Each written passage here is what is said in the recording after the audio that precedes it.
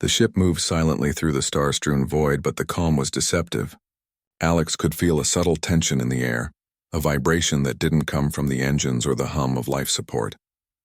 Leora had grown stronger, her glow brighter and her presence more alive with each passing day. But with growth came a tension. Something in the darkness seemed to notice her, to sense her energy. Alex spent the morning checking the ship's sensors and shields, running diagnostics over and over. Every system reported normal, yet a deep instinct told him that they were not alone. He didn't want to alarm Leora, so he kept his concern tucked behind a practiced calm. Leora watched him closely as he worked. Her eyes were wide, luminous in the dim console light. "You are worried," she said softly. "What do you sense?" Alex paused, rubbing the back of his neck. "I don't know yet. Maybe it's nothing, maybe it's..." He stopped, realizing he had no words for the kind of danger that lurked in the empty void. "Something unusual. We need to be careful." She tilted her head and shifted closer, a subtle gesture that Alex had learned to recognize as seeking comfort, not dependence. "I trust you. I feel safe with you." The words struck him more than any alarm could. The trust of an alien being, a life so different yet so fragile, was a weight and a privilege he could not ignore. "Then we'll stay vigilant," he said. "Together." That evening, the quiet was broken by a sudden alert. Red lights flashed across the control panel, and the sensors screamed with energy spikes. Alex's heart sank. Something was approaching, something fast and enormous, but the readings were strange. It wasn't a conventional ship, nor was it a natural object. Its energy signature was alive, pulsing like a heartbeat, and it resonated with Leora's glow. Leora's hand found his as he moved to assess the threat. "I feel it," she whispered. "It is drawn to me." Alex nodded, tightening his grip on the controls. "We don't know if it's hostile yet, but we won't wait to find out. I'll get us ready." The hours that followed were tense. Alex rerouted power to the shields, armed defensive drones, and initiated evasive maneuvers, all while trying to maintain calm for Leora. She stayed close, her glow intensifying, a living light source that pulsed in rhythm with her fear and hope.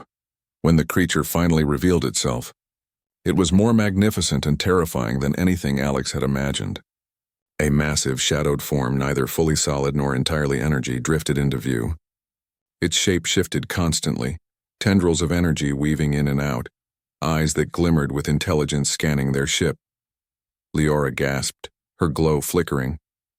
"It is one of my kind," she said, voice trembling. "But it is lost. It seeks me, but it does not know me." Alex glanced at her. "Then maybe it's not our enemy. Maybe it can understand reason." But reason was a fragile thing in the void. The entity's tendrils lashed toward the ship, testing shields, probing for weakness. Alex maneuvered expertly, dodging, blocking, and scanning. He realized that brute force would not save them. They needed understanding, a way to communicate. "Leora," he said, "can you reach it?" Her eyes widened. I think I can try. But it is dangerous. Its energy is raw, chaotic. One wrong move." "You're not alone," he interrupted firmly. "I'll help." She nodded, and together they initiated a cautious approach.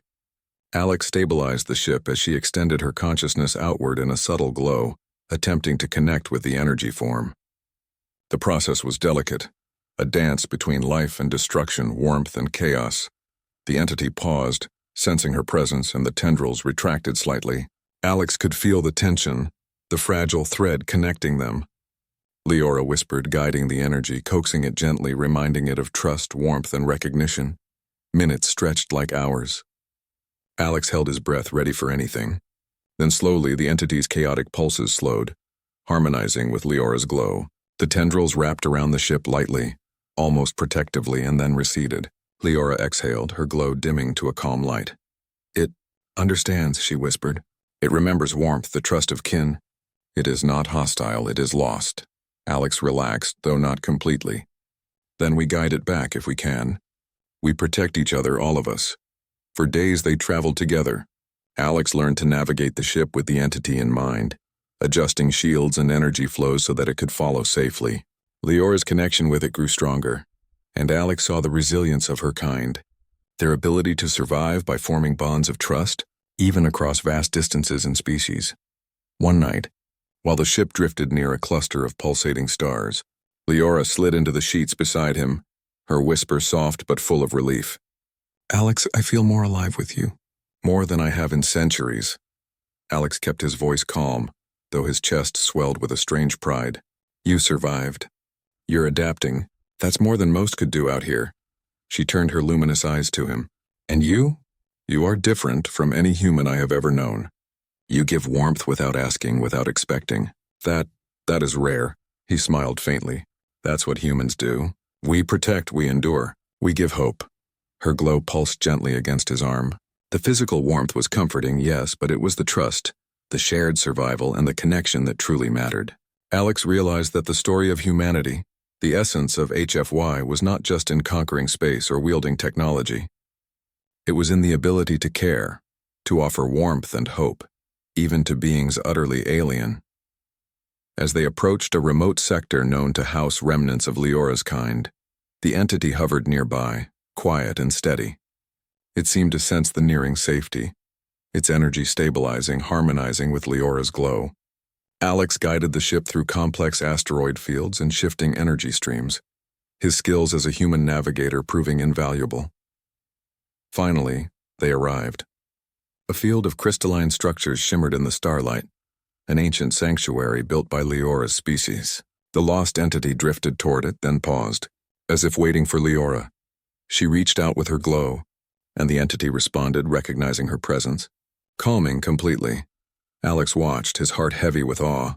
He had never seen such a reunion, such silent recognition. Leora's glow matched the entity's, blending in harmony, and for a moment the void felt warm, alive, and safe.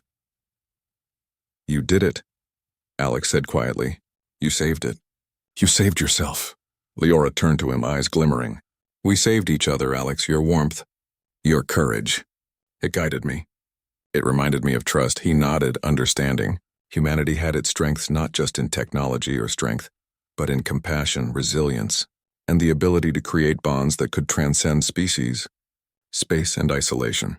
For a long while, they stayed near the sanctuary, helping the entity reintegrate with its kin.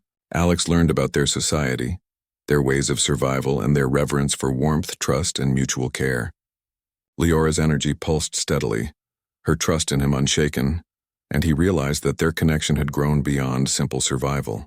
It was a bond forged in understanding, courage, and the shared struggle against the void. One quiet night, with the stars scattered like diamonds around them, Leora whispered again, not out of need but of choice. "Alex, I could stay here among my kind, but I want to stay with you. I want to learn more. About humans, about warmth, about hope." Alex felt a rare surge of emotion. He nodded firmly. "Then we'll explore together. Out here we face the universe side by side. Humanity thrives because we care, and I will protect you always." Her glow intensified softly, a silent acknowledgement of trust and acceptance. They had survived the void, faced danger, and discovered that life, no matter how alien, could be strengthened by warmth, care, and understanding. For the first time, Alex felt the true weight and beauty of what it meant to be human. Not merely to endure, not merely to explore, but to offer hope, warmth, and life itself to the stars. Leora rested beside him, her trust unwavering, and together they watched the universe stretch infinitely before them, knowing that no matter what challenges came next, they would meet them together. The void was vast, cold, dangerous. But they had found warmth, not just from each other, but from the human capacity to care, endure, and inspire hope across light years and species. Humanity had proven itself once again, not by conquering, but by giving life and trust to those who needed it most. And so, their journey continued. Side by side, a human and an alien, bound not by obligation but by the quiet, profound power of warmth, courage, and connection.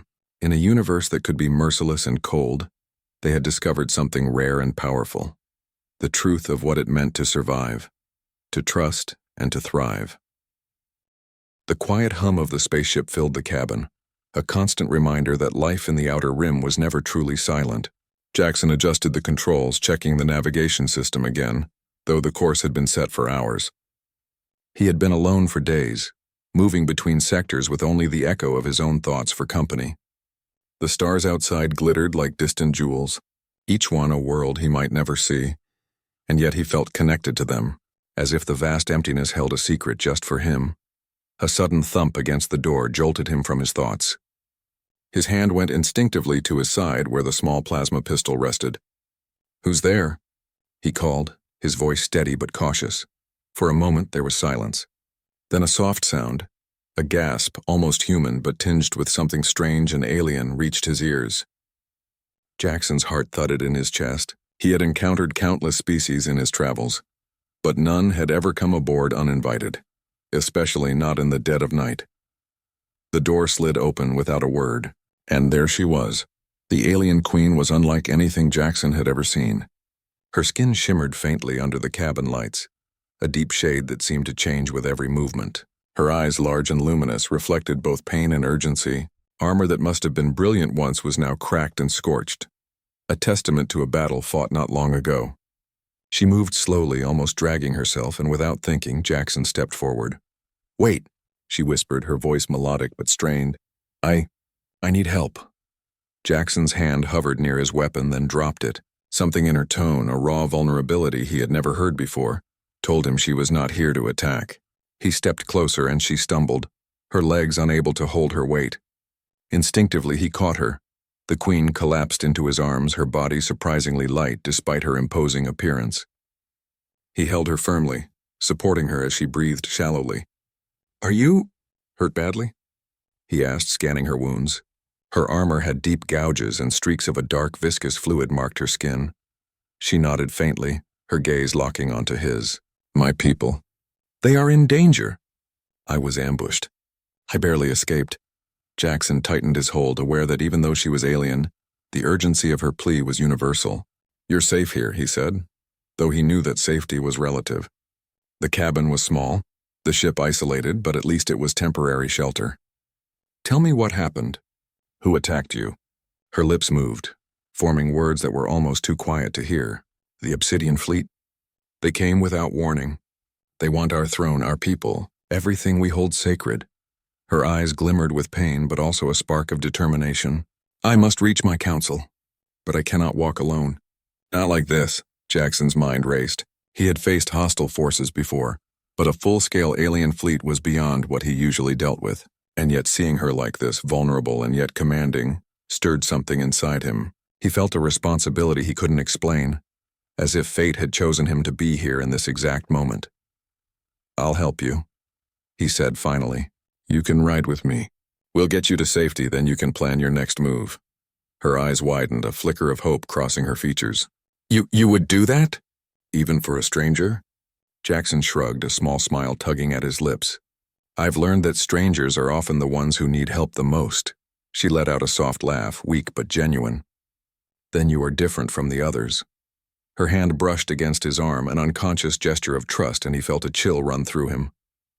It was not fear but awe. The ride through space was tense.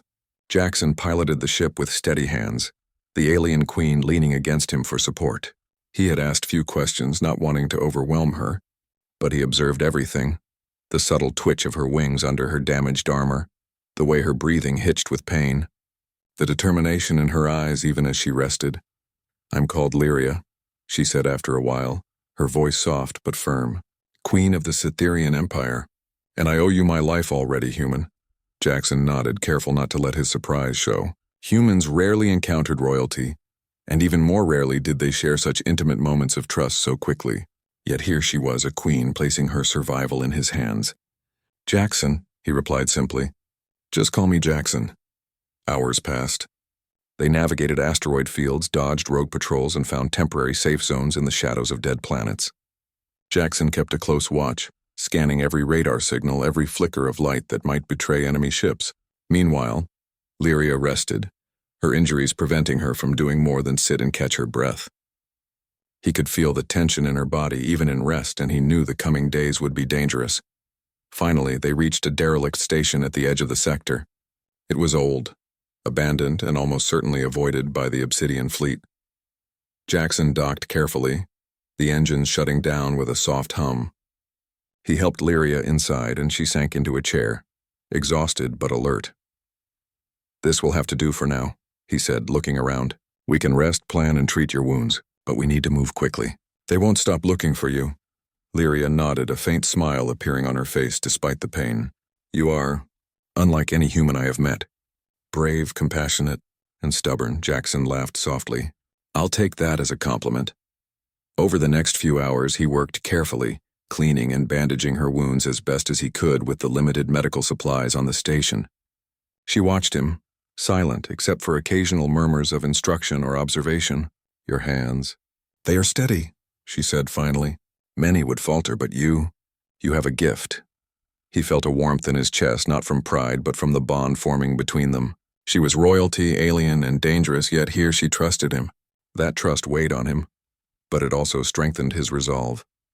As the station's dim lights flickered, signaling the artificial day-night cycle, Lyria finally spoke again, softer this time.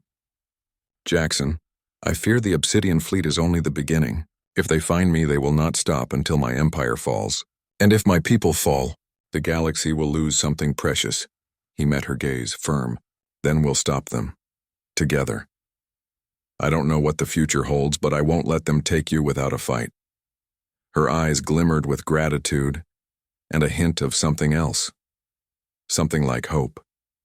She leaned back, letting herself relax slightly in the security of his presence. For the first time in days, she allowed herself to breathe without the constant weight of war pressing down.